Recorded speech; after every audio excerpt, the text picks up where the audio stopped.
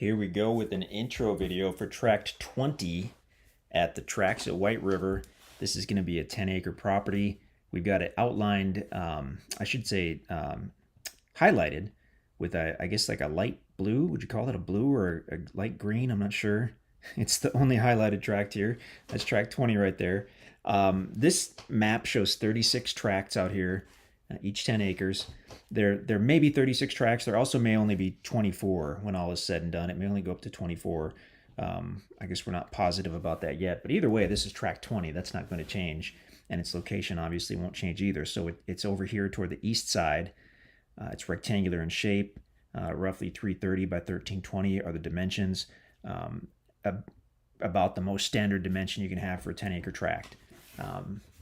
If it's not 660 square, then a 10-acre tract, a well split one, is probably 330 by 1320, and that's what the case is here. The purple lines are the existing road system, so you've actually got a road crossing over about the middle, giving you access to the north and the south side, which is kind of nice. Rather than do the whole drive to the tracts at White River from Batesville, which is about 15 miles southeast, we're just going to focus more on the tract itself. If you want to see a good video of the actual drive and of the using this map to show the drive or the route, you can see that on the main page for the tracts at White River. That's likely the page you came from if you clicked on tract 20 within the list of available tracts. Then you probably already saw the main page. If not, it's easy enough to find on our website. Just go to the website and check out the section for that. So tract 20 itself, what we will talk about is how to get there once you get to the development. So you'll be coming in on this green road up here. This is Lock 3 Road. It's a county road, but keep in mind the county basically does no maintenance once it gets out to this point, because there's really no people out here. So that certainly could change, if people start to do a few hunting cabins or just spend some time out here, and you contact the county highway department and let them know that, then certainly at some point they would likely start picking up maintenance on Lock 3 Road. But even if they do that, you'll still want a four-wheel drive truck or SUV, because it is a gravel road, and it is pretty rough in spots for sure. We've never had a problem in a four-wheel drive truck getting out here, but we've always taken a four-wheel drive truck, so that's probably why. So beware of that. If you're pulling a big trailer, the best thing to do would be get out here in a truck first and eyeball the exact road conditions yourself and decide if you want to pull that trailer out here or not. But I know sometimes that can be a hardship, but maybe there's maybe you could park the trailer at your hotel in Batesville while you run out with your truck and check the road. There are a couple other options for that, but we sure don't want anybody to get out here with an inexpensive trailer and,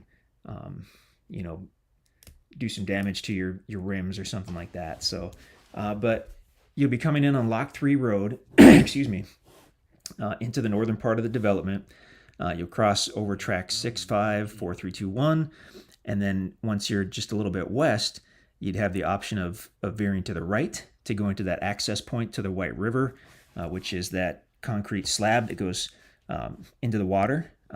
Or if you veer left or stay left or stay straight, basically, and it'll veer left for you, you'll go up this short hill, and then once you get to the top, look to the left, look to the east side, and you'll see the gate at the start of the easement road system. Excuse me. It's basically a pipe gate, I guess. It doesn't look like a farm gate. It's kind of more industrial than that, but it's a big pipe gate. It may be locked. Just get a hold of us before you make the trip out there, and we'll give you the instructions to open that gate up. It's not too big a deal. And then you'll head in. Whoop, let me zoom in a little bit here. You'll cross this power line, and what that is actually the power line, because we've got the hydroelectric dam up here. That's Lock 3 Road gets its name because this is Lock 3. So you've got the dam itself, and then over here on the edge is the actual lock. So being a lock that they use to fill with water to allow boats to go up and downstream. Large boats can go up and downstream with that lock. So that's what's going on there. But it's a hydroelectric dam, and in order to get the power to Batesville, they've got this line run. So even though I don't know that it's actively generating power now because I don't know that they need it to be. You'll still see that line. It's a pretty obvious landmark. So you'll cross under that line, enter the development, and you'll start to go up a hill. It's a fairly long hill, but it's really, not a steep hill in our minds. You cross over a couple tracts. You'll come to a Y in the road, and you're just going to take the path most traveled, and that's where it's going to veer to the right. You'll keep going, keep going. Now, the one place you'll want to pay a little attention is when you get over here toward the east side of 17, and the road, you'll come to a Y in the road, and at that point, I'm not sure which one is going to look like the more traveled path, but you do want to stay to the left when you get to that point, and then that's going to take you very shortly, take you right to your property, right to tract 20. So if you have the MapRight app, or the Land ID app, it's now called, on your phone, and you have that set up properly, you want to do that in town. You want to do that in Batesville or some town where you have really good cell reception. You want to get that all set up and running and just leave it on your phone, because once it's active and running and working, it really doesn't need much of a cell signal at all. So even if you happen to, have a day when there's just not much of a cell coverage for you, or maybe you have a carrier that doesn't work too well out there, as long as you already have it running on your phone, we've never heard of anyone having an issue. What we have heard of being an issue is if you get out there, get a little turned around and say, I want to try that MapRight, there's little chance that it's going to set up and work properly unless you're in an area that has very good cell coverage. So just do it in town before you go out there, and then whether you need it or not, you'll have it on your phone and it'll already be running.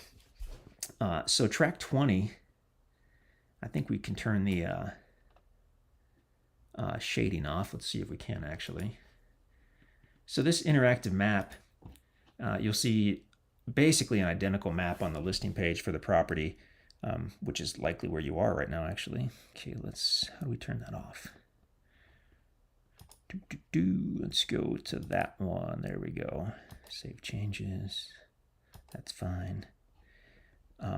The only difference might be that the map within the listing page may not specifically show tract 20, the tracts at White River, ID number WZ20, because I think we use the same map that gets inserted into all the listing pages, but the rest will look the same, so you'll have no problem navigating right to tract 20 and doing your thing with that. You can change the base map, which is nice. This is just kind of a satellite image. We can see the property is 98% wooded. We've got what look like a couple, fairly natural clearings, and that's interesting. But basically a just entirely wooded property. And why don't we switch over to a topo map here and get a look at how the land sits. This is what's called the vintage topo map. So these were created in the 1950s, but we use them all the time. It was the only topo map that was available until about 2 years ago. And then they came out with what they've called the modern topo map. So we'll show you that really quickly. The modern topo map's fine. It's kind of a sanitized version of the vintage topo. We tend to use the vintage topo because it just has a little more information than the modern topo does. So it kind of shows sometimes things that the modern topo simply doesn't show for whatever reason. If you look at the black dashed line here, all that is indicating is that when this map was made in the 1950s roughly, that was a road at that time. All these roads were in existence back then, but they tended not to show every little road and trail on the topo maps. They would, on something like this, they would pick what looked like the main road to them, and that's what they would show, and that's what they've done here. So that road's been there quite some time, as have all the roads.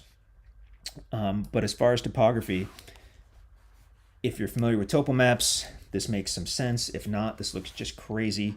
But what it's showing us is that we'll start with the south side. From the road itself, as you go south, so I guess just really quickly, on topo maps, you've got these lines which are called contour lines, and they're showing you the elevation change. So on this particular topo map, like most of the ones we work with, the elevation change between two contour lines is 20 feet.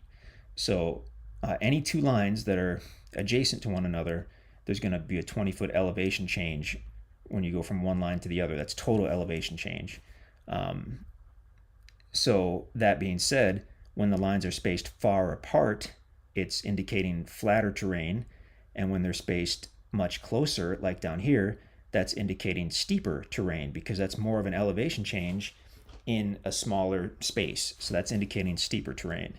The dark lines don't have any special significance other than they're generally at the 100-foot intervals, and they go by above sea level. So this darkened line that you see here, which is actually the same darkened line that you see up here as far as the contour, that's the 500-foot above sea level contour line.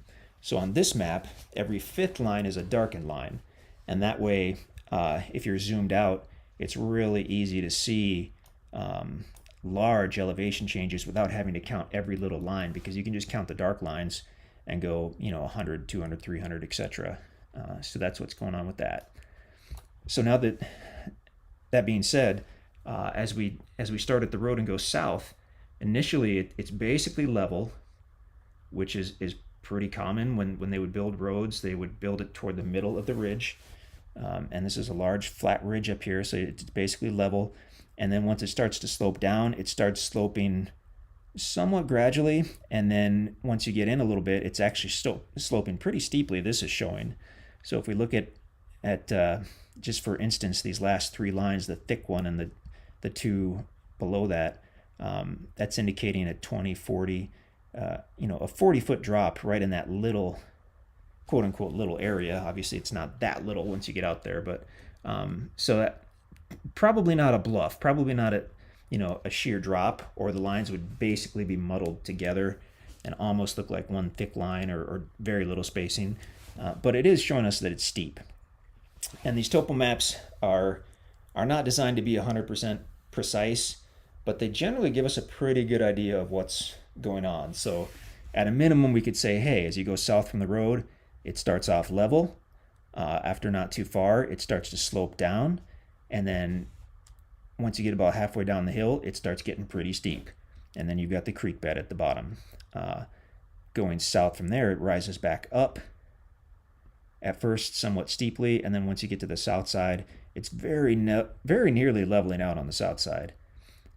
Just looking at these lines. In fact, if you were to be out there, there's a good chance that if you're standing on the south side, it either appears level or is level in spots. So you've got the south side of the road as a potential for a building site or campsite. You do have a setback distance from any shared roadways out here, so you want to be aware of that. There would probably still be an opportunity, like in an area like this, to maybe do a small site or a place to park and be beyond the setback. Or, you almost have to get out there and really explore it in person. Contour lines here are showing that even though it slopes down, it might not be it might not be too steep to do a building site or do a parking area or whatnot. So that's on the south side. If we look on the north side, we actually have a little different story. It's similar in that it starts off level as we go north from the easement road, but right away the first difference is it stays level for quite a bit further. So when we're here on the north side, and actually this map and the map within the listing page will have it too, it has a measurement function. So on this map, we go to Tools and click that, and we click on the ruler. On the map within the listing page, I believe to use the measurement function, you just have to open it within its own window, and there should be a button within the map, within that interactive map that says, click here to open in a separate window. Although maybe you can measure it while it's in the same window, but either way, there will be a ruler somewhere, a tool function. So we're going to click on that. We'll start at the road and bring it in to, and we'll go to this first contour. That's, not going to be exactly where it starts to slope down by any means, but it's good enough for our purposes. And we'll double click that. Whoops, I guess I didn't double click properly. Well, maybe I did. and that's showing about 125 feet. So I cannot recall off the top of my head if it's a 100-foot setback or a 50-foot setback, but either way, at 125, you're beyond the setback from the road. So if you wanted to do a parking area or potentially even a site there, you might have that as an option. But more interestingly, let's look over here toward, well, before we do that, let's continue going north from this area, and it continues to slope down, but it's not until you get, over here toward the west side that you start getting lines kind of closing in on one another, where you're going to have a steeper area. So all this, it does slope down, but just looking at this map, it's probably not a slope that would be too steep to be usable. I mean, people have different ideas about what is and isn't usable for, a building site or a campsite or a place to park their RV or whatnot. But just in our opinion and based on the topo map, a lot of this area could be usable for just about all those things. But if we were tasked with going out here to build a driveway and a site just based on this topo map, and obviously things can change when you get out and you might have different ideas, or you might see a feature that you like and you want to change things. But if it was just based on this topo map, then we would go over here a little more toward the east side of the property, and we would likely take in a driveway not really going straight northwest, not perpendicular to the road, but more at an angle to the road. So we're actually crossing over the grain, if you will, of that hillside, which is going to make our whole driveway much less steeper. And this entire area, if you look at the spacing on these contour lines, that's some pretty nice spacing as far as usable property, usable land, especially here in the Ozarks, where it's rare to have perfectly flat anything. That's where we would look if we were just based on this topo map, and that's what we're going to base it on, because that's what we have to go on, other than the drone video and the ground video, which only shows a little bit from the road here. So looking at the spacing on these, I'm kind of looking at this area in particular as probably an area that if it doesn't have some nice flat area, it's probably pretty close. It's probably got some area that's pretty close to flat. And even going on down this way as well. I mean, you're very likely to have areas in here that are more than flat enough to be usable for, a standard site for a cabin or campsite or whatnot. But you probably want to get out there and explore it before you make any big plans. But judging by the topo map, that looks pretty good to us. So it is cool to have this little creek bed crossing over the property. That means you could potentially have, a live spring somewhere in this hillside. You could potentially have a cave somewhere in this hillside. Those are things we have not looked into, and we certainly are not going to say that they're on the property. But if we were going to go out here and search for a cave or a spring, then a little mini valley like this on the south side is exactly where we would start looking. Because that's the kind of ground where we have found those things in the past. So just something to keep in mind there. But we won't make this video super long, but before we sign off, we'll go back to the aerial. I kind of wanted to explore that little open area. That's kind of neat. I bet we'll see that on the drone video, although we might not know to look for it on the drone video. I guess we could erase that if we want to. Maybe not. Let's just turn the eyeball off so it disappears. There we go. Okay, so we're using a basic satellite aerial. This one is called Hex Aerial. Not sure why, not sure what that means, but in this case it's the most clear summertime aerial. Here's a different one that appears to be a late summer. It's not very clear. Here's another one that's kind of same idea. This is like a late fall and it's just not very clear. Generally the most clear is the Google Maps, and this does have a Google base map. We'll switch to it in a moment.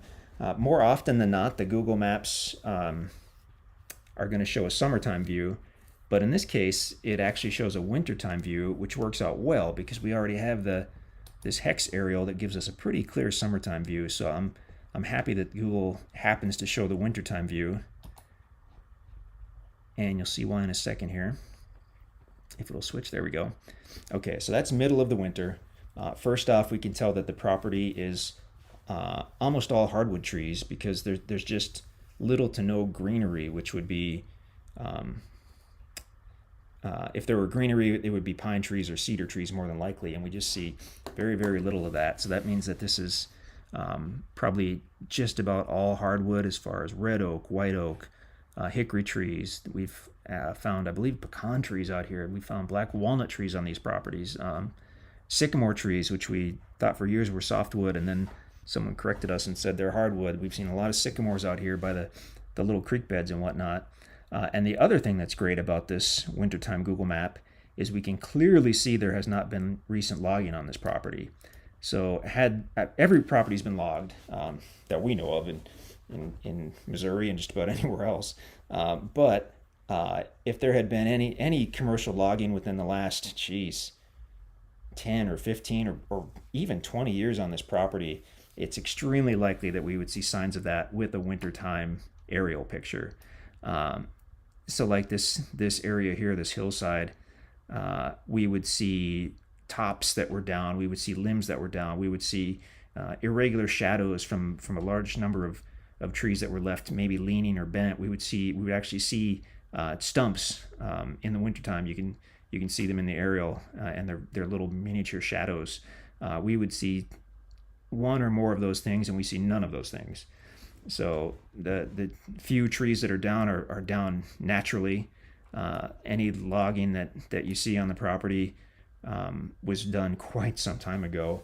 I mean, we generally say there may have been trees taken for firewood, for personal firewood usage over the last few years, but I don't even think we've seen signs of that on this property. It just looks like a really nice tract. You're going to have a good mixture of mature timber, middle-aged timber, and some young timber as well.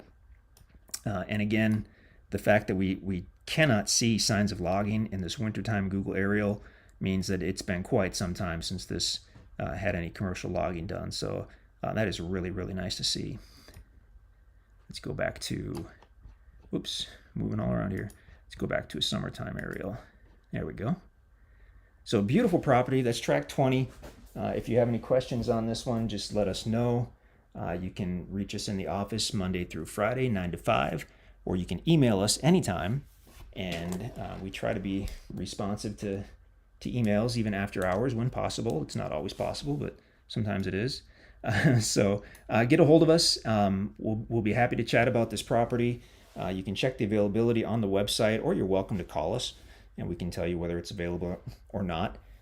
If it is, we'll chat with you about it. If it's not, we'll let you know what we have that might be similar, or you can let us know what you're looking for, and we can let you know if we have anything coming up. So, but yeah, that's tract 20 at the tracts at White River.